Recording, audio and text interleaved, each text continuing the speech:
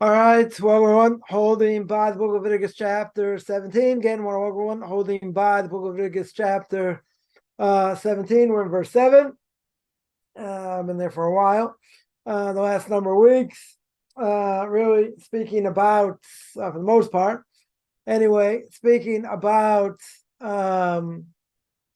demons, right? Because the Torah says, again, book of Leviticus chapter 17, verse 7, Torah says, with the hearing,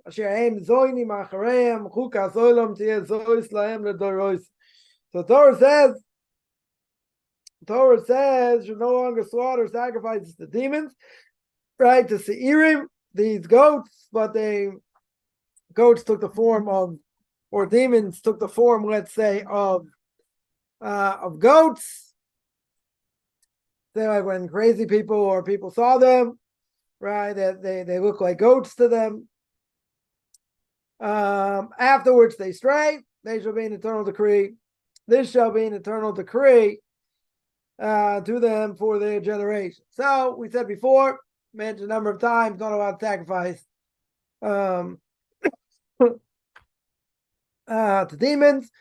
We said demons have 3 character traits like humans. The 3 character traits like angels, like humans. They eat, they procreate, they die like humans, and like angels, they fly around. They what else they do by angels? They fly. They have wings. Sorry, they have wings like angels. They fly like angels, and they know what's going to be in the future.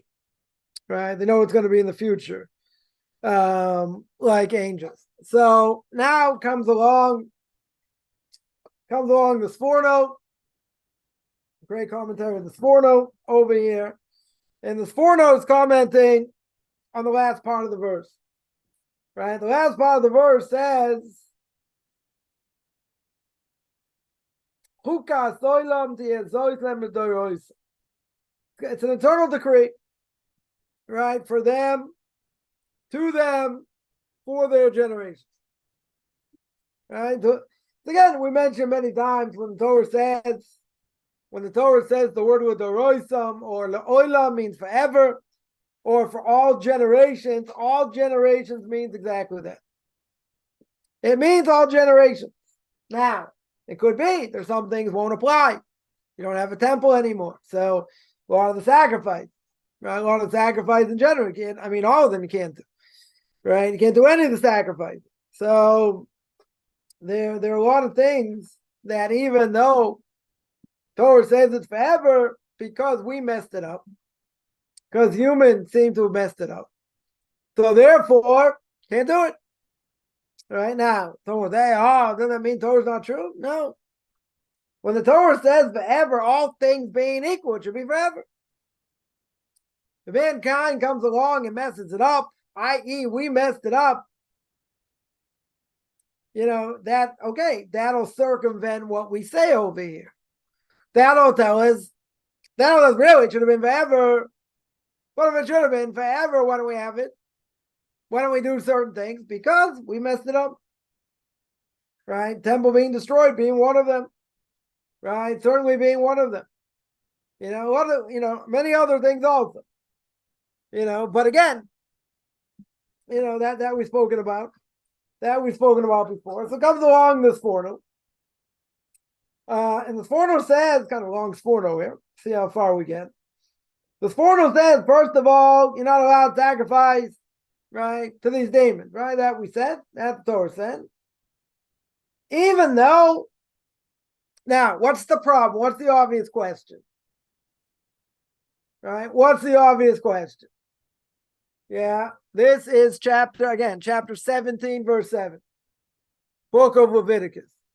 Yeah. So the problem, the obvious question is that, what does the Torah say? Torah says, which is translated here, the Torah says you no longer slaughter the sacrifices to them, after whom they go astray. Now, what would I say? What would I say? Idolatry. That's what it sounds like. Sounds like 100% idolatry. It says they're not allowed to sacrifice who they went astray after. And therefore what? Forever. It's forbidden. It's idolatry. That's what we would assume. That's what we would assume over here. Right? Comes along the Sforno. And the Sforno says, you're not allowed to sacrifice to these things, to these demons, even though they never accepted upon themselves as the gods. So what's the Sforno telling you? If they sacrifice to them, why would you think they sacrifice to them? Why would we think the Jewish people, or some of them, sacrifice to them? To worship them. That's why they sacrifice to them. In order that they should take upon themselves that they're like a god, or they are God, so to speak. So comes along the Sforno says, no. They sacrificed to them, true, but they didn't take them on as a god. What do they want? Right, again, let's understand. Demons are really spiritual forces. Spiritual forces, a physical body. Right? They have character traits like angels. They have character traits like humans. Now, did they worship them? Says the Sforno, no. So what's the point here? So the Sforno here says they desired the friendship. They came in handy. These demons came in handy. They were good workers. They helped them in their work, let's say. Or they sent them to far off places to do some things for them. I don't know. Right? Sforno says maybe they sent them off other places. Or you tell me like the first explanation, they wanted the friendship. They were good workers. They helped them in business. Right? So the Sforno here gives a couple examples. In the Gemara. But he says like this. He says, but when we're talking about these demons in general, doesn't talk about their creation. Doesn't talk about when they're created, how they're created. But he says a person has to think over here. Yeah, you have to think what's going on over here. So they spiritual forces. When the Torah says God created the heaven and the earth, what did He create in the heaven? Right? So you see, He's put the firmament, He took the waters out, all the celestial beings, and He created spiritual forces. Now, comes on the Ramchal. The Ramchal says in the Derech Hashem, in the way of God, comes on the Ramchal and he says there's spiritual forces. A lot of things going on upstairs. Right? Well, God used them like messengers. Why does He use them like messengers? Good question. Could God do it Himself? Sure. A lot of things He could do Himself. He's got a lot of messengers, so He uses them as messengers also. Right? Remember, spiritual force cannot act out of what it's created to do. Meaning, God gives it a command, it's got to do it. Doesn't have free will, right? Did a bunch of videos, controversial issues, angels having free will. They don't have free will. Angels are messengers. You see by Abraham, parts of Vayera, beginning of parts of Vayera, Abraham after circumcision, the age of 100. God brings him 3 guests. He wanted guests. He brings these 3 Arabs, but they were angels. So Rashi says, why these 3 people? Why did he bring these 3 people? One was to tell Abraham that, or tell Sarah she's going to have a baby. She's going to have a child. Second, to heal Abraham. The third, to overthrow Sodom. So what's one thing we learned? Angels, even if they're in a human form, cannot do more than one task. They don't multitask. Right? Angels do not multitask. Right? Commentaries bring that down. They can only do certain things. Right? Whatever God sends them to do, that's their obligation. Once they finish what they're supposed to do, right? What happens? God sends them on another errand. Sends them on another message. It could be anywhere else. Who knows? They only have one function at a time. And they don't have free will. Now, so the fourth over here says, very good. Doesn't mention anything about their creation. We don't say anything about spiritual forces here. The book of Genesis doesn't say anything. Not explicit. That's why we have oral law, but not explicit. Right? So he says, you got to think. You got to think over here. Because the rabbis call them mazikim. What's a mazik? What do we call someone who's a mazik? Causes damage. He says these are beings that create that cause damage. Now the rabbis say a number of times, right? A number of times in the Talmud, they bring down encounters they had with demons. Right? And usually they're not careful, they get injured. Demons can cause damage. That's why, they hang out in places where people normally aren't. Right? Where is that? Right? In the desert. Right? They usually hang out in the desert. Right? Places where, they're not going to cause any damage. Right? Certainly not the humans. In any case, we don't come in contact with them. The question's already come up. We don't come in contact with them. Their power's been weakened, tremendously weakened. In any case, so there's really not anything to worry about now anyway. But he's explaining, first of all, they didn't worship them. They used them. They were good companions. I don't know. They helped out in the house. They helped out in business, whatever it was. But they're called mazikim. They're called beings that cause destruction. They're destructive. Now, it's mentioned, the Gemara says, they eat and drink like humans. They procreate, they have children like humans. And they die. They also die. Even with all that, says the Sforno, when it comes to demons in general, they're seen and they're not seen. What do you mean? If they're in human form, what would we say? Of course you see them. I mean, unless you're blind, you need bifocals, you see them. Right? Thing is, imagine we're walking down the street, and all of a sudden somebody whizzes by. They're running, I don't know, 40 miles an hour, 80 km, right? 80 kilometers an hour, a second, whatever. They're running really fast. They zoom right by you. Can't even make out who they are. Because by the time you even felt they run by you, you can barely see them because they're already halfway down the block. Right? Now, it doesn't mean they're invisible. Other spiritual forces, unless they're in some other form, you don't see them. You don't fathom them. Now, some people will say, I've heard this before, I can't really answer. Some people will say they have a sixth sense. Said it by women in general. They have a certain sense that men don't have.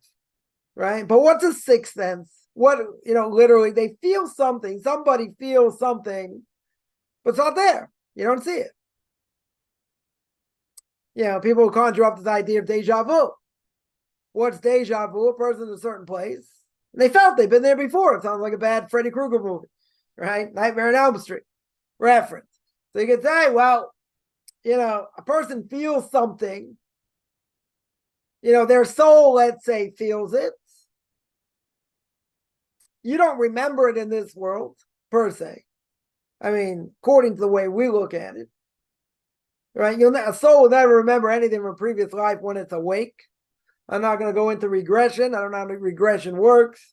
But some would say when a person's under deep hypnosis, then they can recall a past life.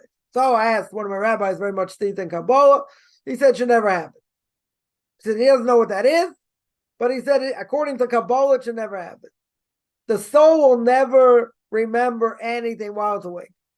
While it's in this world. So I would say in general that, my bad answer would be, I'm just guessing here, and that is that when it comes to, a soul recognizing something in this world from a past life, so when it's awake, as was explained to me, the soul will never remember. Impossible. Soul will never remember. If you're telling me the person's unconscious, right?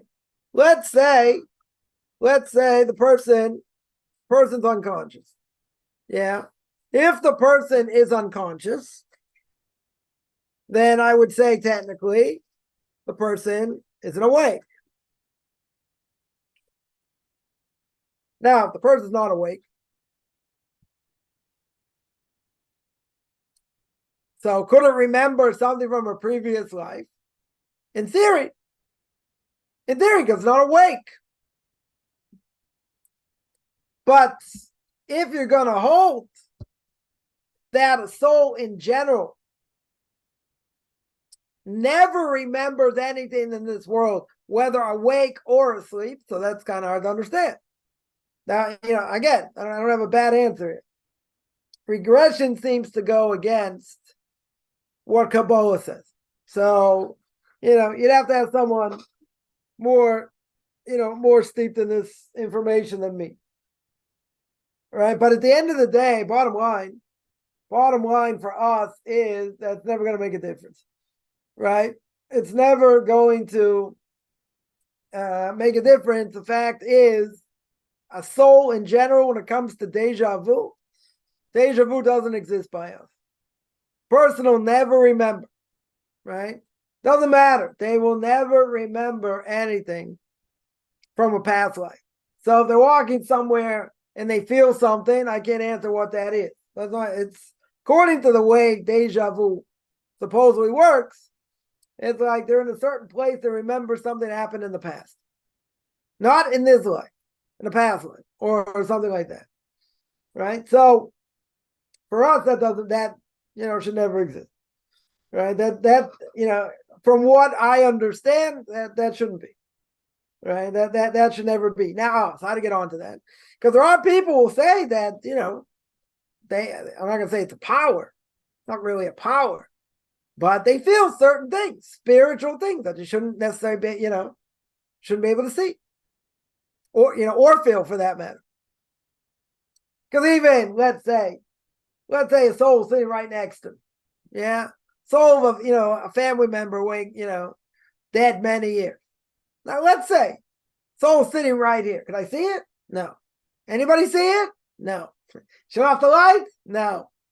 Do they leave footprints? No. We don't see these things. Now, could it be soul comes back in a human form? Right? And, another body? Could it be, a soul for someone passed away? Could be. Could that soul come back? We mentioned this before, reincarnation.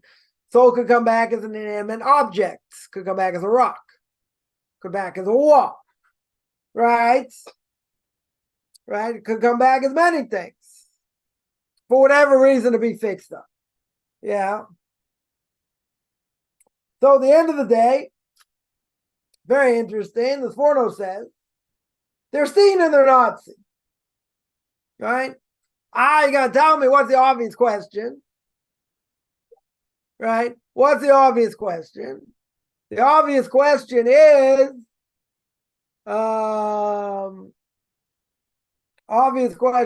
if it's seen and it's not seen, right? Right? If it's seen and it's not seen, how can that be?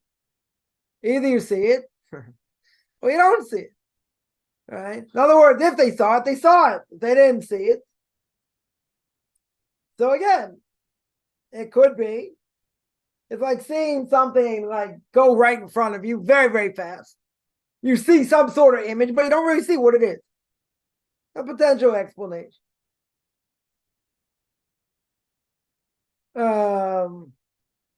Another thing he points out, just interesting side point, right, is that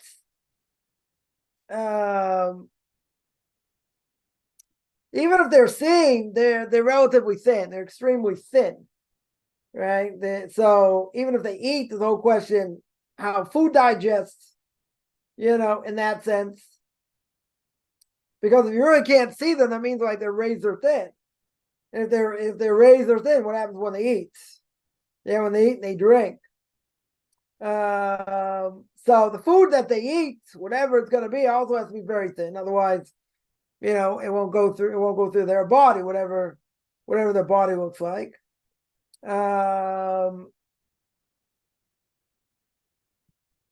Yeah, what else did he say over here? There's something else I want to see from this. Yeah, something else he says over here is, so, when it carries itself, what is it? It's got character traits like a human, but it's got character traits like an angel. So it's somewhat in human form. But sometimes, he says, you call it like a nefesh, right? One aspect of the soul. The 5 aspects of the soul. That's one of them. Because the Torah says in the book of Deuteronomy chapter 12, verse 23, it says, Damu nefesh. What's the strength of the soul over here? The nefesh, so to speak, is the lowest part of the soul. The lowest part of the soul, where does it get it? How does it survive? Right? It's that connection between the higher levels of the soul and the blood. Right? The blood's going through the body. Right? So that's what's keeping it alive. But it's attached to other parts of the soul also. But the soul is the blood. Right? Now, what does that mean for us, practically speaking? Right? What that means is that we're not allowed to eat blood. Jews are not allowed to eat blood. Now, is that universal by non-Jews? I don't know. I wouldn't necessarily say it's universal. Why? It doesn't affect the non-Jew the same way as it does the Jew. So for them to eat blood should be okay. For a Jew, what's the issue? The issue is what? That if a person eats something they shouldn't eat, i.e. they eat an animal, let's say it's carnivorous, that's going to affect the soul. That's going to affect the Jewish soul. Because Damu nefesh, the blood is the soul. So if you're eating an animal, they obviously, certainly by non-kosher animals, non-kosher meat, they don't get all the blood out like we do. We put a ton of salt. That's why kosher meat's so salty. Because they do whatever they can to get out the blood, because it's Torah prohibition. Torah prohibition to eat blood. But the point over here is, if the blood is the soul, so simply I would understand that if you eat an animal's carnivorous, the Jew eats an animal's carnivorous. If you're eating it and the blood is the soul, it's like you're eating the soul of the animal. Now, does that mean you're going to go out there and trap and try and rip apart people and this and that? Science hasn't proven it, right? As we always say. We don't necessarily care if science hasn't proven it, but the prohibition of eating the blood is like eating the soul of the animal. So it's as if you're eating that soul. You're taking on those character traits. I got to tell me science hasn't proven it. Okay. Right? That's why we don't eat animals that are carnivorous. Now, the Kuyakar, one of the great commentators in Leviticus, I think, where is it? Chapter 13, chapter 10. I forget exactly where it is. No, it's not 13. Before chapter 11. Sorry. Leviticus chapter 11 talks about kosher animals and what animals you're allowed to eat, not allowed to eat. So it says over there, it says Kuyakar, that does not apply to non-Jews. Now, why doesn't it apply to non-Jews? Right? And this comes up all the time, but a non-Jew keeping kosher. I'm not talking about it's a JIT. Right? If he's a Jew in training, wants to convert, potential convert. Right? For a Noahide, this would never apply. Why doesn't it apply? So the Kuyakar over there says a non-Jew is never going to keep anything, doesn't make rational sense, has no benefit for him or her. Why not? Why not? Because it says, you see that, non-Jews eat just about anything, certainly anything. If they eat anything, doesn't affect them in a physical way. Yeah. So there's no benefit here. Right? No benefit. Because I'm only going to eat kosher meat. Right? I'm going to pay through the nose for kosher meat. Because I want to eat clean animals, this and that. But it says the Kuyakar over there, Leviticus chapter 11, does not affect them. A non-Jew is going to keep whatever they need to keep because it makes sense. It's beneficial. This isn't beneficial. This doesn't do anything for them. It's like having a placebo, right? They give you a pill and they tell you it's going to, person has a bad cold, take this pill, this pill's going to cure all your symptoms. Yeah. What's in the pill? Water and sugar. That's it. The placebo, nothing else in it. Right? 2 days later, I feel so much better. It took away my cough, took away my, my stuffy head, took away all these things. Very good. But there was nothing in it. There's no medicine. So you're going to say, so what fixed it? I don't know, but it wasn't that. It wasn't that. It's no effect. So the Kli Yakar says, and this is the answer I always say, Kli Yakar says, a non-Jew is not going to keep something that doesn't have any benefit. No benefit. It doesn't do anything for them. Right? If it doesn't do anything for them, they're not going to do it. Now, for a Jew, it's a different issue. For a Jew, he got an obligation to keep it. Very good. Now, the question is why? Torah doesn't give me any reason. Torah just says in a number of places. Torah says, eat this, don't eat that. And certain things have one sign, not the other. Right? Either a split hoof or choose its cut. Only a handful that do one or the other. Very good. They don't have both signs to say it's kosher. Okay. Right. So one of the reasons, potential reasons, and there could be 100 reasons, 1,000 reasons. One of the reasons is because we don't eat these things that have a negative effect. One of the reasons is we are what we eat. Very good. And what's the obvious question? Science hasn't said anything about it. Okay. Many things science hasn't proven, doesn't matter. Right? We don't really care about science in general anyway. Right? But even if it hasn't proven it, doesn't mean it's not true. So that's why I bring up over here. It says, Gis damu hanefesh. The blood is the soul, is the vitality of the person, of the animal. So if you eat the blood, it's like you're eating the soul. That's why we don't eat carnivorous animals. That's exactly why we don't eat. Now, what does it have to do? What does it have to do with demons, right, in general? So he says, the food of demons, what would they do? What would people do? Again, they didn't think they were God. They didn't take them on as a God. What would they do? They would sacrifice blood. They would give them blood. Right? There's only one problem. Right? If they eat and drink, okay. Right? If they eat and drink like humans, So this foreigner over here says they sacrifice blood, but they don't have the power to take it. Right? This is something they can't take. So why are they going to sacrifice it? Why are they going to sacrifice that? Right? The whole thing, because the body's smaller, intake less, whatever it is. Right? Whatever it is over here. Now, so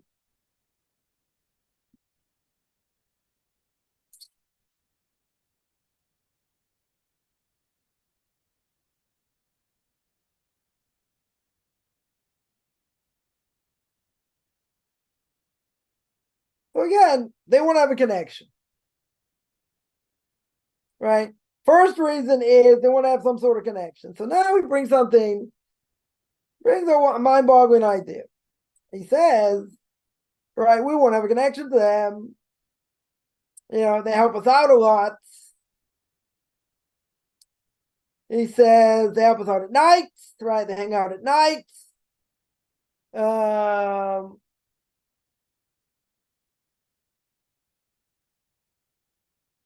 what do they do?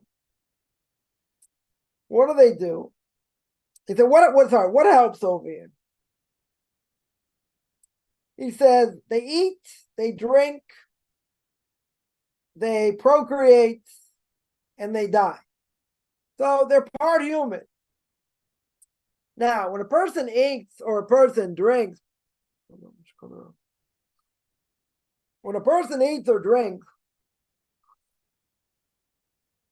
God put in our psyche, in our soul, so to speak, that part of our DNA is that when a person's hungry, or a person's thirsty, God puts it into our system, right? Puts it into our psyche, so to speak, that we should eat. A person hasn't eaten for, a number of hours, they're hungry. Or, it's warm outside. Let's say it's very warm outside. Person's thirsty, very good. So what gives us that desire to want to drink or eat? So you say it's part of our DNA. Right? Everyone's going to say that. It's not, not a huge novelty, right? It's not a huge novelty over here. Everyone has that desire, right? Everyone has that desire to eat, to drink when they're hungry, when they're thirsty. Sometimes they'll just keep eating, drinking, but whatever. Usually a person eats when they're hungry or they're thirsty. Or eats when they're hungry, drinks when they're thirsty. Where that come from? We say it's part of our psyche. Very good. But also, what did God have to do in this world? What did he have to create? He had to create that desire within us to eat, to drink, otherwise we never do it. He also had to put inside of us, he had to make in the world that we would figure out how to utilize these foods, and make them desirable. I mean, it's the whole thing. Packaging, all the marketing goes into packaging things, what the food looks like. And if you know how it was made, you probably never eat it anyway, probably kill you. Regardless, there's a whole art to setting up food and how to sell it. It's a whole art. Right? Or say in Boston, there's a whole art. Right? There's a whole art over here. How to package it. No pun intended. How to package food. Right? So there are two things here. You have to have the desire to eat. But what you eat has to look desirable to you. Right? What does the Torah say, beginning of Genesis? Adam and Eve are in the garden. They see all these great things, all, fruits, vegetables, this, that, unbelievable. Desirable to eat. And what was also extremely desirable to eat? They ate tzedakah, fruit of the tree of knowledge. Whatever that was. Some say it was wheat, some say it was grapes, some say it was figs. No, there's not one opinion that says it's an apple. Where everyone else, said that the tree of knowledge was an apple. No idea. Any of the sources, Jewish sources, no one says it's an apple. But okay. Now, what's the point here? What's the point? Because the foreigner over here says that, yeah, we want to be friends with them, we want to hang out with them, especially at night, but they have a desire, right? They have a desire to eat. They have a desire for these other things in a physical form, even though it's hard to understand because they're half angel, they're half spiritual, right? But they have a physical form, but they have this desire to eat and other things, right? Eat, to procreate, to drink. Where do they get the desire from? So you're going to tell me they're sort of half human, right? They're half human, very good. Where's half human get the desire to eat and drink? He says, where they acquire it from eating from the eight Tzaddah. The fact that man ate from the eight Tzaddah. Adam and Eve ate from the tree of knowledge. So now they saw things from outside, saw how things, look. Now they have, more of a desire for things because now it's from within. Now it comes from within. So therefore you can tell me it's like half a spiritual being in some sort of body, whatever it may be. How does a spiritual being eat? Right? Well, what's another obvious question? We just mentioned by Abraham, right? 3 Arabs come to him. 3 Arabs come to him to visit him. Very good. And they're eating. What's the question? Well, there are 2 questions. One is, he served them milk and meat. How could they eat milk and meat together? I can tell me it wasn't commanded on kashrus yet. But the Gemara says to get the entire Torah before it was given, whatever that means. So if he kept the entire Torah, how can he feed him milk and meat? How's he allowed to feed them milk and meat? Second question is, even if he did, we'll get around that question in a second. Even if he did, how do they eat? They're angels. They're not demons here. They're angels. They're pure angels in a body. They can't do anything in this world without being some sort of either a body or some sort of casing, right? They could be in a rock. They could be in a wall. Who knows where, right? They have to be in something. A spiritual force, i.e., an angel in general cannot function in this world by itself. You'll never see it anyway without being in some sort of encasement. That encasement has to be something, a body, something for it to go to. So now, if they're an angel, answer the second question first. If they're an angel, how do they eat? How do they eat? So Rashi asks the question. Rashi asks the question straight away. And he says they didn't eat. It looked like they were eating, but they didn't eat. I mean, didn't he notice the food didn't disappear? I don't know. But he says they didn't eat. They're angels. They didn't eat, even though they're in human body. Well, let's go to the first question. How do you serve milk and meat? You're not allowed to serve anyone milk and meat together. Certainly not. Certainly not to a Jew or a non-Jew. Why not? Because you can't get benefit from it. Remember, the Torah says 3 times you can't cook a calf in its mother's milk. Means that you can't cook it, you can't eat it, you can't derive benefit from it. See, the Karaites all, they don't believe in oral law. So now the Karaites are going to have to tell you some reason, according to their own explanation, why the Torah says 3 times you can't cook a calf in its mother's milk. So I gave you the rabbinic answer. You're not allowed to cook it even if no one eats it. You're not allowed to eat it. You're not allowed to derive benefit from it. They're going to have to come up with their own answer. So here I can't even give it to a non-Jew. Can't even give it to my dog. Can't give it to anybody. Gonna flush it down the toilet. Can't get benefit. Totally forbidden to get benefit. Yeah. So simple answer is he served them milk first, and then he served them meat. Why? Because if you eat cheese before you eat meat, all you have to do is wash out your mouth. You can't eat it together. All you have to do is wash out your mouth. You wash out your mouth, you eat something. Let's say you ate bread, you drank something. You wash out your mouth, get the fumes of cheese out of your mouth. Then you can eat meat. Meat to eat cheese, different issue. You got to wait 6 hours. Right? Normally you have to wait 6 hours. Some communities 3 hours, but usually 6 hours. For most people, you have to wait 6 hours or into the 6th hour. Very good. So the way to get out of the problem, commentaries say, he served the milk first. Serve the milk first. But there's a difference here. They're in the form really of an angel. They were an angel in a human body. So So simple answer is they didn't eat. But what's the point here? What's the point? Even a demon at their level, they have to sustain the body, even if what they have to eat has to be, really thin and whatever, because it's the way their body is. Whatever it may be, God also had to give them the desire to eat or to drink. Because if they're an angel in general, if they're a spiritual force, they don't need that. Right? Angels come to this world doing whatever. They're not eating and drinking. They don't need to. They're going 24/7, not a problem for them. Right? But if you come in a human form, you got to eat something. Essentially, you got to eat. So if they're half spiritual in a human body, again, it's a little bit hard to understand. Are they human or not?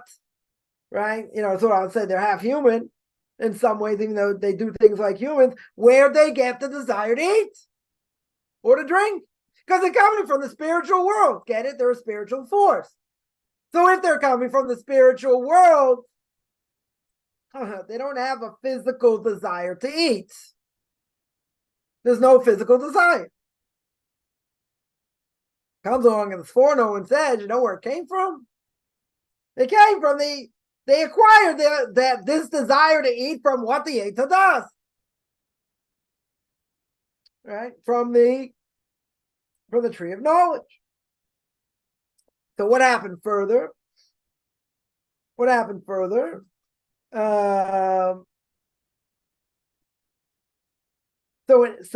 the Sforno said, very interesting. So they took blood. And sacrificed it to them. Now, why did they sacrifice it to them? Even though they don't really believe they're a god at all, it's not idolatry. Even though Torah seems to say that it really, they worshipped it, right? Again, that's how we translated it here, right? Translation was they didn't slaughter their sacrifices to the demon. Slaughtering the sacrifice, that's a Torah prohibition. That's idolatry. No matter how you slice it, it's idolatry. Right? That's one of the 4 forms of idolatry. Either you sacrifice to it, you do a wine libation to it, you bow to it, right? 3 out of 4 I got. Right? I forget what the 4th one is off the top of my head. But that's 3 out of 4. First one is you can't sacrifice to it. But Sforno said at the beginning, they didn't accept them as a god. They never took on they were a god. So what would they do? They would sacrifice blood because blood's the easiest thing to go down for them. Right? Because it's very thin or whatever. So it's very easy to go down. So he said they would bring this blood of an offering to them. And they would eat it in order to draw close to them. Yeah. They would draw close to them to do that because that's what they enjoyed. Right? That's what these demons enjoyed. It's very good. So we'll partake in it. Right? We'll partake in it. We'll draw close to them through that. So they said they would eat a little bit. They would eat a little bit over here. Again, in order to have this, I guess there's, there's this connection to them. Now, comes on God himself, says the Sforno. I'll get some questions here in a second. Right? Comes along God himself and he says, I don't want you to do this. I do not want you to do these things at night. I don't want you to go after them at night. Right? I want you to stay far away. Because the reality is, they didn't tell me it's not idolatry, but you're hanging out with the wrong people. Right? They ain't out with the wrong beings. We'll call them beings instead of calling them really people. Right? You're hanging out with the wrong beings because we said before, what are they called? What are demons in general? Called? Demons in general are called mazikim. What is a mazik? Someone who causes damage. So he says the reality is they cause damage. Right? As the rabbis tell us. Right? So therefore, what are they doing? They're making the sacrifice. They're eating blood. Oh, what's the problem? You're not allowed to eat blood. Jews are not allowed to eat blood. What's the punishment? Kares, get spiritually cut off. That's the punishment. Severe punishment for eating blood. So one of the one of the issues of eating non-kosher, besides that, for a Jew, besides the fact that it dulls the spirit, so to speak, makes a person apathetic, that's the word, makes a person apathetic not to want to keep Torah mitzvahs over here. But he says, so if you eat non-kosher meat, so you got two prohibitions here potentially. One is that's on kosher meat. Okay. What's the second prohibition? Most likely you're eating blood. Now, you would ask most people, Jew or non-Jew, right? They're going to say, of course I don't eat blood. I never eat blood. Now, I guarantee in this, in the non-kosher world, when they kill animals, they ain't sucking out all the blood. They ain't getting all the blood like we do, right? By chickens, it's like, it's unbelievable. I won't get gross here. Anyone who's eating anything, right? So, after they kill the chicken, so they wash off all the blood. They cut up the animal, right? And they put it in like freezing cold water, right? Really freezing cold water, get all the blood out. And then they take the chickens, put them in some basin, whatever. They put tons and tons of salt, right? Just keep adding and adding salt. Why do they add salt? Because if the cold water didn't get the blood out, what does salt do? It draws it out. Draws out the blood. So then, after that, at least from what I saw, so after that, they wash off the chickens again. Right? They wash off the chickens if there's any excess blood or whatever. Right? That's it. And then they cut out the insides and and everything's good. I can't imagine. This is what in a non-kosher slaughterhouse, whether for chickens, for cows, whatever it is, they're putting that kind of salt. They're putting that kind of salt on the meat, right? That makes sense. It's not cost effective either. That's why kosher meat's a lot more, a lot more money. But they're not going to do that. So you tell me, well, they wash it off and this and that. It's not going to be like, so much blood or whatever. Okay, so let's say. But most likely you get two prohibitions. First prohibition is it's non-kosher meat, right? That's first prohibition.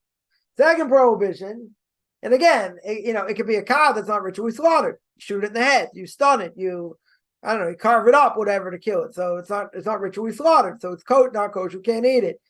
Now, on top of that, it's probably blood.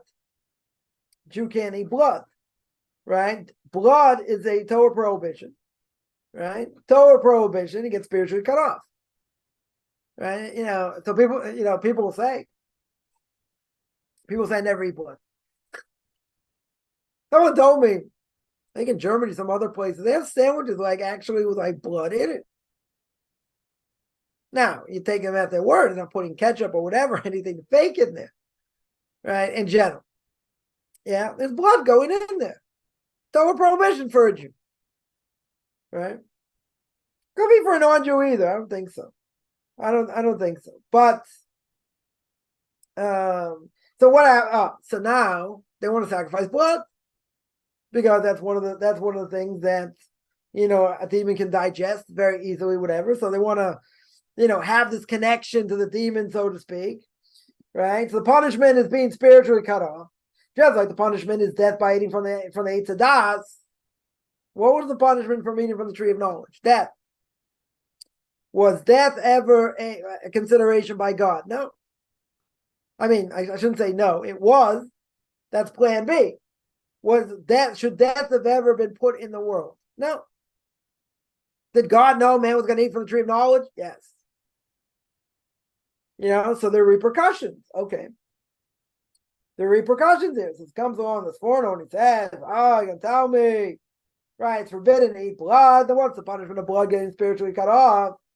Just like the punishment for death, right? You get punished by death, for eating of the tree of knowledge, meaning God told Adam and Eve, whatever you don't eat from the tree of knowledge, you eat the tree of knowledge, you're going to bring death to the world. Very good. You're going to bring death to the world. Guess what? Guess what? That's for everybody. Everybody's going to go through death. Right? So he's telling you there are repercussions for what we do, which no one ever wants to hear. Right? Nobody ever wants to hear there are repercussions for what we do. Right? You eat blood, you get spiritually cut off. Adam and Eve ate from the tree of knowledge. What was the punishment? Death. Death brought to the world. That never changes. Right? That's what we always say. There are two things guaranteed in life. What are the two guarantees in life? Death and taxes. Right? Not necessarily that order. Okay. Now what's the reason? What's the reason for not eating blood? Right? And why is this so severe over here? Because he says this Forno, what's the reason? What's the reason for all this? He says the soul of the meat is where. In other words, what makes the meat go? What makes the meat, be alive? The blood. What makes us alive, right? It's the lowest form of the soul. The nefesh is attached to the blood, which then goes further throughout the body. Got other aspects of the soul. The last part of the soul that's closest to the body, etc., right, to the bottom of the body, whatever it is, right, is the nefesh, right, and that keeps the person alive through blood. Now, if you don't have a certain amount of blood, you die, right? You will certainly die. And if that part of the soul gets cut off from the other part, however that works, also a person going to die, right? That's the life. That's the life. That I was going to say the lifeblood. You can't say it. It's a lifeline. That's the lifeline of a person. That's where it comes from. That's how we live. Yeah.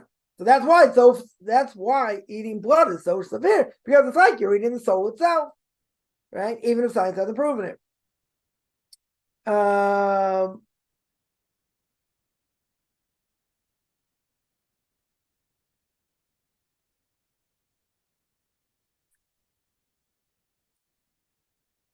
Yeah. So the whole point, I'll take questions now. The whole point is that they eat, their bodies are razor thin. Because the bodies are razor thin, certain things they can eat, certain things they can drink. Oh, they like blood, so they want to have a connection to them. So they sacrifice the blood, they eat it themselves. Jews eat themselves, that's a problem. That's a huge problem. Right? It's total prohibition. Total prohibition, get spiritually cut off. They're doing it for these different reasons. Having a connection with demons, okay, but the Ford over here saying, that's why it's problematic. The way the way the Torah looks at it, say, oh, this interpretation, the way out interpretation. Yeah, maybe. But the way the Torah says it, it says, let's say better. The Torah here says that you don't slaughter their sacrifices to demons. What's everyone going to say? What does it sound like? Idolatry.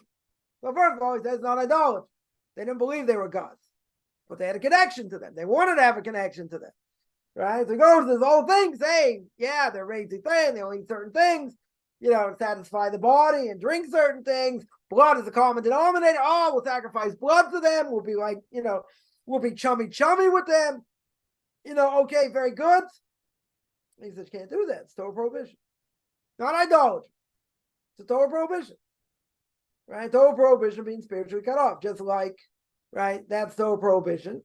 So too, right, since there are repercussions for our actions, so too over here we say the same thing. Say the same thing by death. That's the repercussion of what? Eating from the tree of knowledge. Yeah, someone asks, right, a lot of questions here. How much should we care about demons? Not very much. I mean, had somebody or had people in general, ask about this, different things, different things about, whatever spiritual forces and, and all that. And I mentioned, and I'm going to make clear again, right? It's good to know these things exist, right? I spoke about it in Derech Hashem. It's good to know these things exist, and what potentially they might be and how the world works, how the spiritual world works. Very good.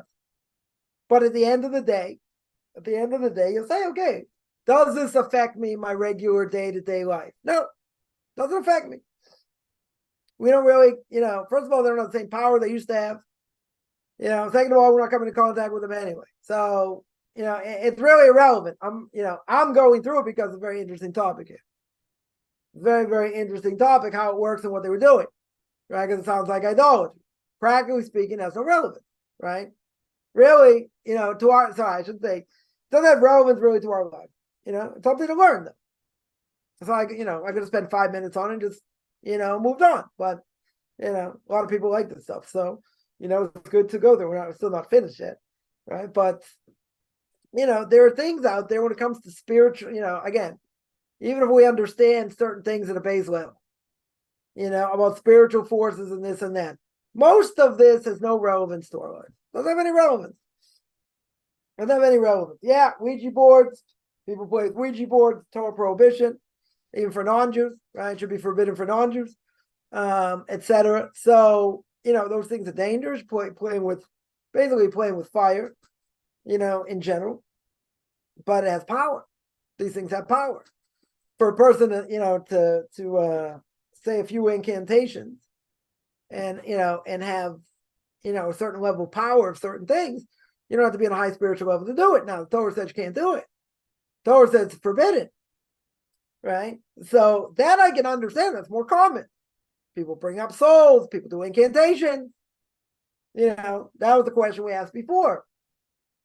What did Abraham give to the children of Keturah, of Hagar? What did he give them? He gave them Shemus Hatuma, right? These names, incantations, whatever from the dark side. And he sent them to the east. Now he sent them to the east. We mentioned before that's the Far East. That's why you see a lot, a lot of this stuff, sorcery in the Far East, right? But the question is, why do you give them that?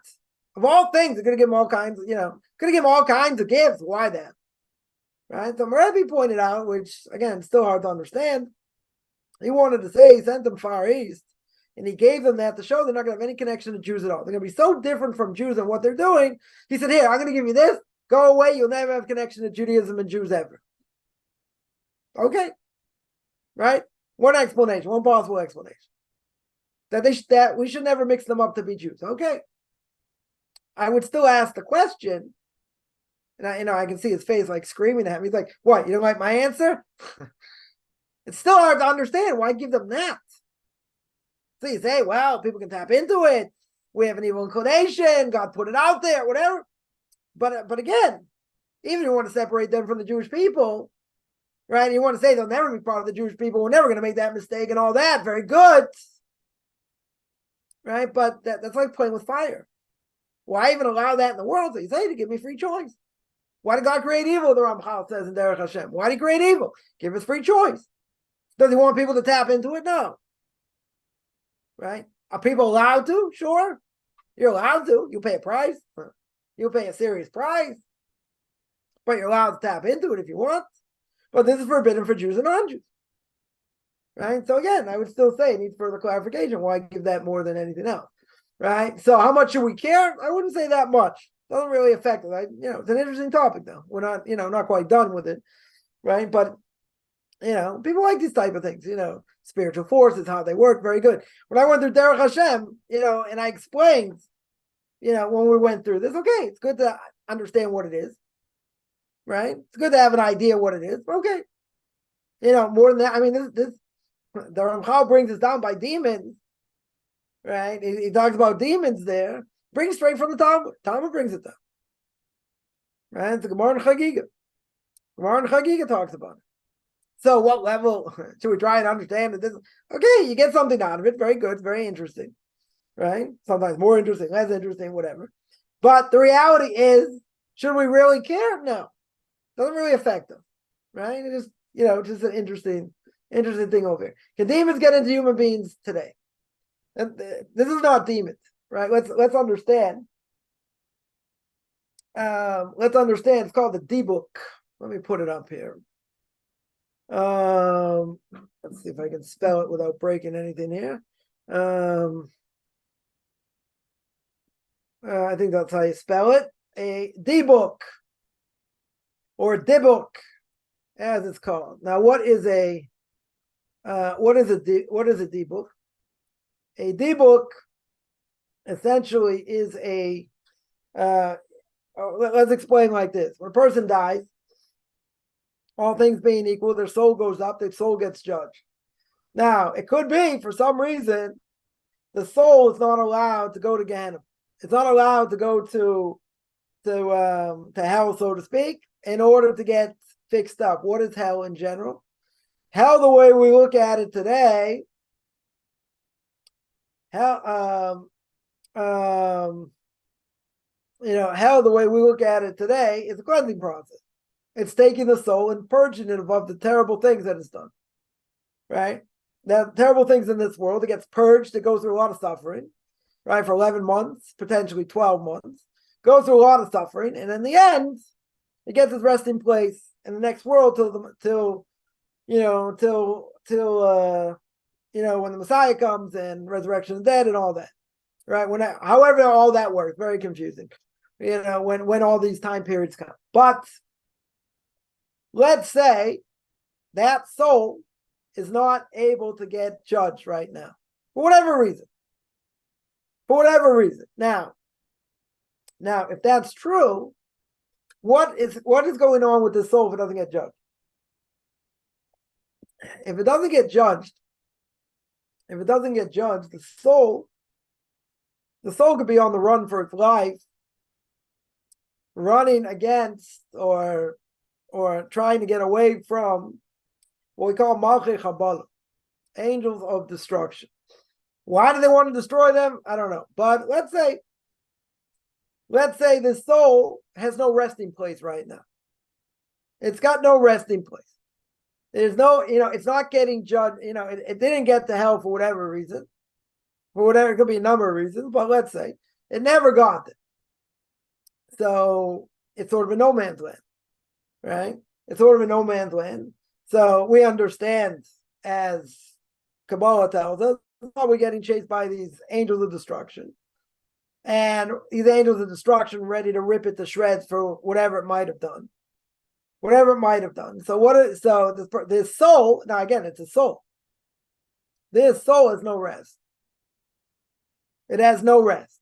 Where's the only rest it could possibly have that these other destructive angels, as we call them, cannot have an effect on them? The only place a soul can be is in a body. Probably could go in a wall also, but I don't know, maybe or maybe an inanimate object. Maybe it can go into an animal. I don't know. But in general, when we talk about this, the soul goes into a human. Goes into a human body. Now, what's the problem here? There's an obvious problem. That body already has a soul in it. So this soul sort of overtakes that other soul in the body. That's what happens. Now, in history, so what do you have to do? So essentially, you have to get that soul out of the body. That soul doesn't belong in that body. You can't have two souls in one body. Well, I should have said that at the beginning. You can't have two souls in one body in general. Right? The soul goes into one body. God puts it in one body. In order, for it to fulfill whatever its purpose it's doing in this world, you can't have two souls in one body. Bottom line. So now this soul comes and pushes this other soul aside, however that works. I have no idea how this works. Yeah. Pushes the other soul aside and takes over the body. That soul now takes over the body. And now the person speaks from the voice of this soul. Now, in history, just point this out, in history, this only happened a few times that we know about. This is called the dibuk, and the only way to get it out, that's what sort of like an exorcism is try and get the soul out of the body, right? Trying to get this soul out of the body. So so it happened time in the Chofetz Chaim. This is brought down, when he was alive. There was you need Kabbalists for big time Kabbalists to, do whatever they need to do to get, try and get the soul out of the body. Yeah. So So the story goes by the Chofetz Chaim that one of the things that when this soul goes in the body, one of the things that this soul is terrified almost more than anything else is it's a holy person, right? It's a totally holy person. So they told, the soul was speaking and different things. Finally, they try to get the soul to go out, and obviously, imagine it's like a freezing cold day, snow, whatever, it's freezing cold, tons of snow, this and that. You get into a warm place, nice fire going, the heat's going, you thaw out, and say, okay, time to go. You're like, I ain't going anywhere. I'm comfy here. Like, where would I want to go? Go back out into a snowstorm? No, I'm not interested. Yeah, so imagine you're nice and comfy, and they were trying to throw you out of the house. They're like, I'm not going anywhere. I'm comfy. Where's my tea? Come on. Where's my hot soup? I'm not going anywhere. So, I mean, I'm not gonna say it's the exact same thing. This soul has no intention of leaving. This soul is there for however long it can stay there. Why? Because the soul knows what's out there. The soul knows, boogeyman wants to get it. Boogeyman wants to, the boogie soul, so to speak, want to destroy it, want to absolutely rip it to shreds. So this soul ain't going anywhere. He doesn't want to go anywhere. He's taking over the body. So they tried different things to try and get it out. Right? That's sort of what I guess what you would call an exorcism, trying to get, lack of a better term, trying to get the soul out, trying to squeeze it out, whatever it is. Yeah. One of the things that this soul that's in the body cannot stand more than anything else is holiness. It despises holiness. Right? I mean, again, he goes, oh, it's a pure soul. Well, it hasn't get purged of all its sins. So it still takes on the character traits of the person that it was, when it was in the body. So here you got this nasty soul, whatever. The person was a nasty person, so now he's just a nasty soul. It's still got all these bad character traits and whatever. Even though it's not in physical form. Yeah, it's like, I ain't going anywhere. You ain't doing this. You ain't doing, whatever. Holiness, it doesn't like. Holiness, it despises. Doesn't want anything to do with it. So they're trying this, they're trying that, try the other thing. Finally, it's okay. We're trying to be nice, get you out. You're saying, I ain't leaving, very good. We're going to bring you the Chofetz Chaim. We're going to have the Chofetz Chaim come. Right? He's going to speak to you. We're going to bring the Holy Chofetz Chaim here, and he's going to speak to you. So as the story goes, the soul got agitated. It's like, no, don't do that. It's like, no, we're bringing him. He's coming. He'll be here another 5 minutes. He's walking down the street. He's going to come. It's like, no. Don't, whatever. Eventually, that's how they got the soul out. All right. There are other ways. I mean, I'm not, an expert by any stretch, in any of this, leave that up to the big time Kabbalists. There was a story that happened. There was something that happened in America also. Happened, I don't know how many years ago, 20 years ago, 30 years ago. More, I think it's even more. I don't know, in the 50s or 60s, something happened. You had the same type of thing. You have the same type of thing where a soul went into another body. But this time, well, okay, they tried to get rid of the soul, try to get the soul to go out. But before they had a chance to get the soul out, this soul through this body started to speak. Right? That's what a soul does, goes in the body. Right? We're allowed, we're able to speak and think and make decisions, because again, the soul's in the body. Soul's not in the body. We're just a piece of meat, right? We can't do anything. Right? We're dead. Right? Essentially, we're dead. Now, the soul is able to speak through the body. Right, essentially through the body, just like just like anyone's going to speak now, same thing, right? That and if another soul came in the body, it would speak with a different voice. You'd hear a different voice. But what happened over here? So, as I understand, this soul went in the body. The soul went in this body, and the soul opened up its mouth, started spewing all kinds of things. saying all kinds of things. This person was with this person, and whatever, all kinds of forbidden things. All this great lashon hara, all this great lashon hara, speaking about different people doing different things. Now, how's that soul know that? So we said the soul knows the future. Soul knows the past, right? And they don't remember it here, but they know everything that happened before. So they know what's going on in real time, essentially. Right? They don't necessarily know the future, right? That we spoke about, the Ramban spoke about that. We'll see it maybe in the Rebbeinu B'chai. Doesn't necessarily mean they totally know the future, right? It's really not something months down the line, maybe something imminent, but not something months down the line or whatever. So this soul opened up its big mouth and said all kinds of things against a lot of people. Now, what happened? That's a very interesting thing. Are you allowed to believe what it says? Because you understand it's a different, it's not the same person. You got this person speaking with a different voice. So it's definitely not the same person. So you tell me, okay, it's a soul inside the body. Very good. Very good. Can I believe what it says? Right? Am I allowed to believe what it says? Right? That would be a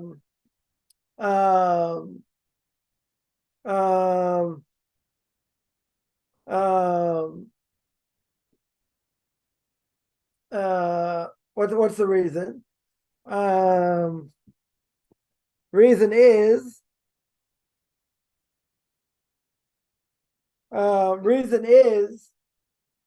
that normally we say lo b'shamayim, right? Torah's not in heaven.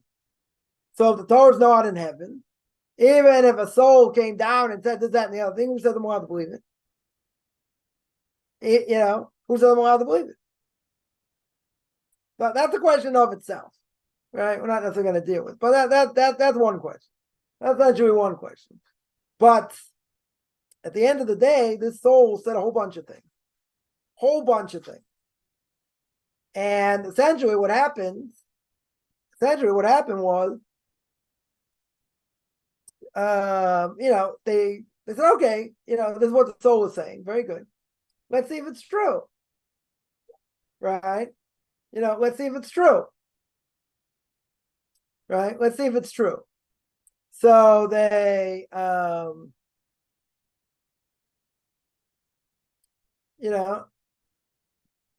they verified what the soul said. And the verification came true. All these different things. People had to get divorced. Obviously, they took on that. Doesn't matter that the soul, wherever it came from, it said things that were verified. Totally verified. So that, again, what's the exact date that it happened? I don't remember. I don't remember the 50s, 60s, could have been the 70s. Right? I don't remember offhand. I do remember, whatever, someone told me this years ago, many years ago. That this part of the story I remember. That this soul went in the body. They tried to get it out, whatever, but it said all these things against a lot of people. And what happened? They all found out to be true. Right? They all found out to be true.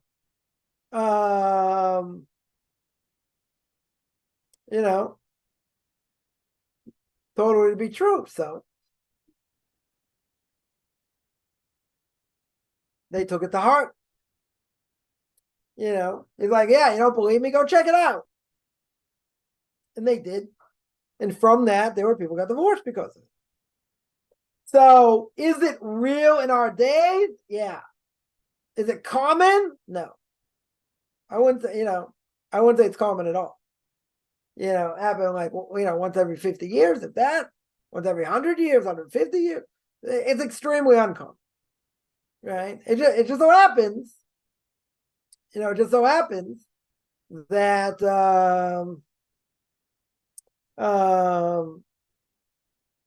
that's happened. Right? It's totally happened.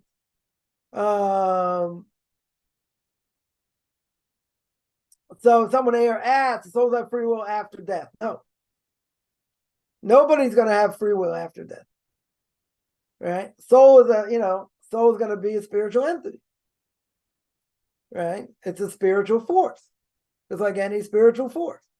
If it's getting its benefits, in the next world, very good. Right? But it doesn't have free will. Totally does not have free will. Right? After death, does not have free will. The only time it has free will is when it's in a body. But that's not necessarily the soul acting. It's the body and the soul together. Right? Soul can't do anything with the body. Body can't do anything with the soul. Right? That's what each one's going to say after a person dies. Right? God's going to, God's going to judge the person. Say, oh, you did this, you did that, you did that thing, all these wrong things. Very good. So the soul's going to say, you can't punish me. I can't do anything without the body. Body did everything. Body said, what are you talking about? You can't punish me because everything I did, I could only do things with the soul. It's the soul's fault. So each blamed each other. God smacks the body and the soul together. And he judges them both. Yeah. But the soul does not have free will after death. Somebody asked, what does it mean derive benefit from meat and milk together? Very good. Person, it was forbidden to cook a cheeseburger. Yeah. Cheeseburger forbidden to cook. 100% forbidden to cook for a Jew. Right? So what does it mean you can't get benefit from it? I can't give it to someone. I can't sell it. Right? We'll make it easy. Can I give it to a non-Jew? No. That's getting benefit. Right? He's driving benefit from it. Could I give it to an animal? Could I give it to a dog? No. I'm not comparing Jews and dogs. Right? Could I give it to anybody to eat? However, can I give it to the fish? No. Can't give it to anybody. Nobody can derive benefit from it. I can't sell it. No one can derive benefit from it. That's what it means. Right? No one can eat it. Oh, what about, a secular Jew doesn't keep kosher? Can't give it to him either. That's putting a stumbling block in front of him, first of all. Right? Second of all, he's not allowed to eat it either. Right? But in either case, no one's allowed to derive benefit from it. You have to, you'd have to, either flush it down the toilet, right, essentially, or bury it.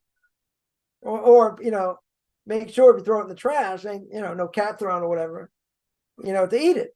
That's what it means. No one's allowed to derive benefit from it. Can self-sacrifice be hurting yourself in certain situations?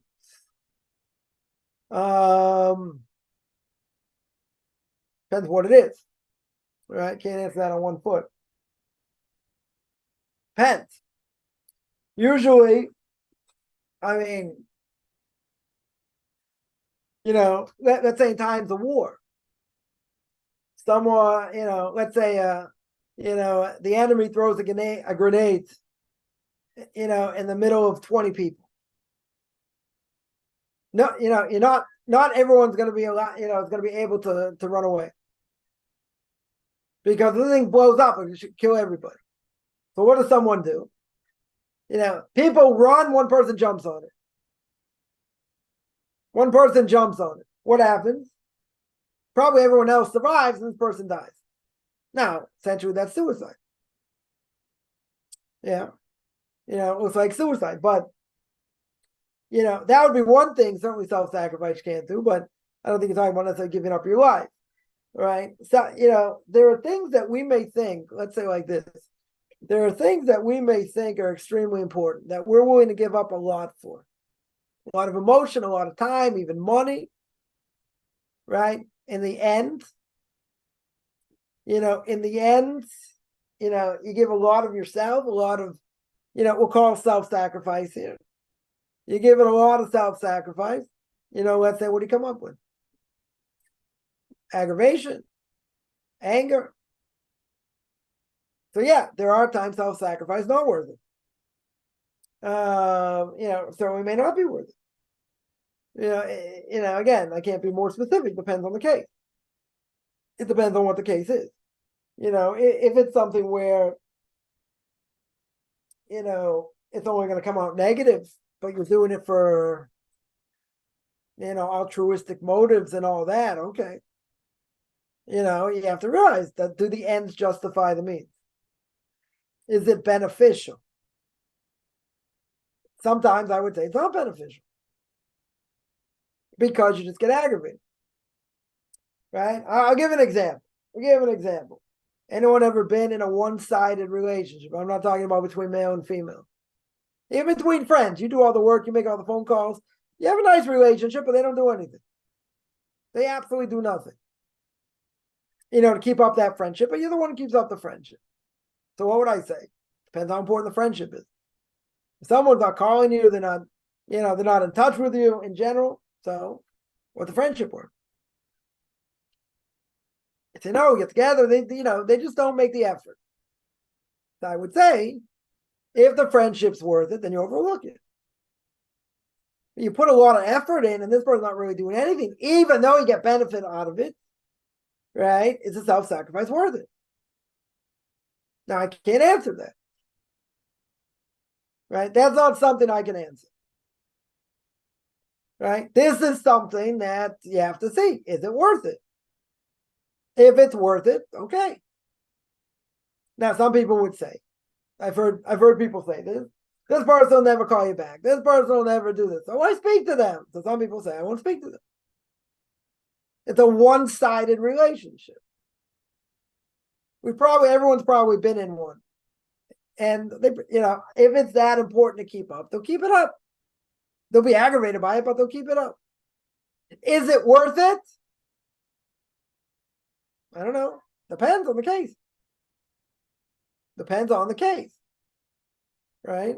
I would say, if it's something that, you're not getting as much benefit from, then why do it? What's the point? You say, what if it's family? What if it's a sibling? What if it's, okay, so you want to make the effort, make the effort. If it's that important to you. People say, blood is thicker than water. Okay. So you make a big effort. Good. You made a big effort. Okay. But you're the one who always makes the phone calls. Is it worth it? I can't answer that. Right? If you want to keep up the relationship, that's the way to do it. So I would think some people do not like doing that. They don't want to be the one to always call, always make the effort. They don't want. Why can't they do it once? If it's worth it, if it's worthwhile, then do it. I think people get aggravated. I would think. But you say, but it's for a greater cause. It's keeping the peace. Okay. People will make up and say, whatever floats their boat. So yeah, I'll do it. I don't like doing it, but this is the reality. This is what it is. Okay.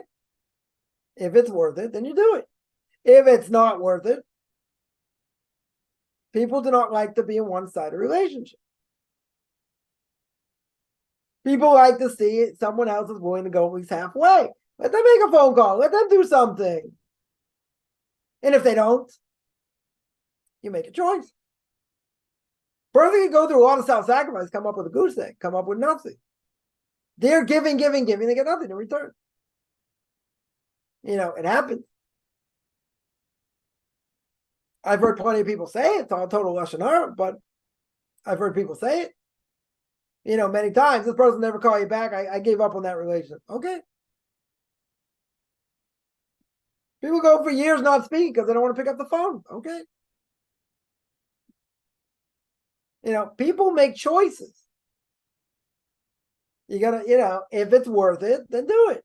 If it's not worth it, I don't care. It's family, been friends for 50 years or whatever. If it's worth it, then yeah.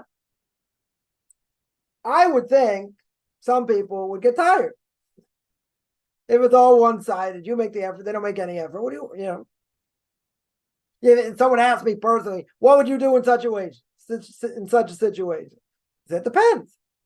If I know this is the way it's going to be, so I'll call them once in a blue moon. If that.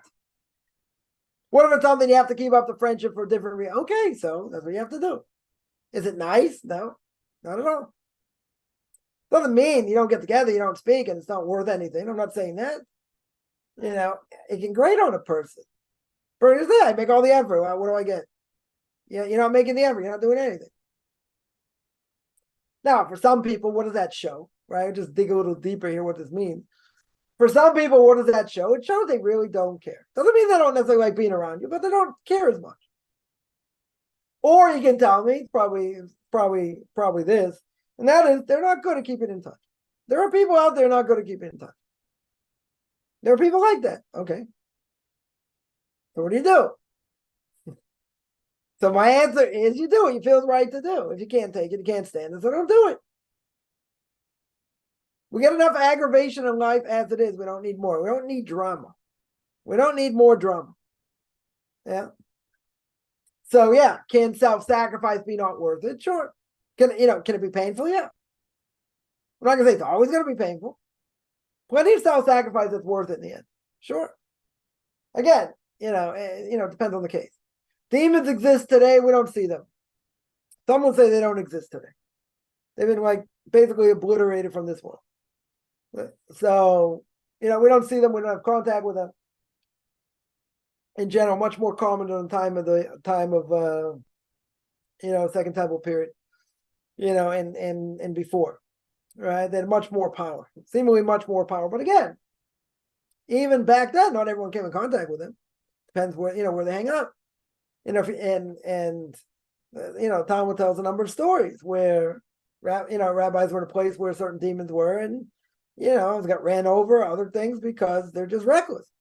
They're totally reckless. That's why they're called mazikim over. They're called, things that cause damage, right? They cause damage. Today we don't have any, we don't have any contact with them. They don't have the same power they once had. So, even a person would see somebody, you wouldn't even know they were a demon or not. But they don't have the same power today at all. So yeah, in this world, you got nothing to worry about. We don't come in contact with them. We don't see them. We don't see them. What about the soul, such tragic death at a young age, 20s to 40s? 1 second. Yeah, and the imprint of the tragedy is left behind on earth. Yeah, I like these easy questions.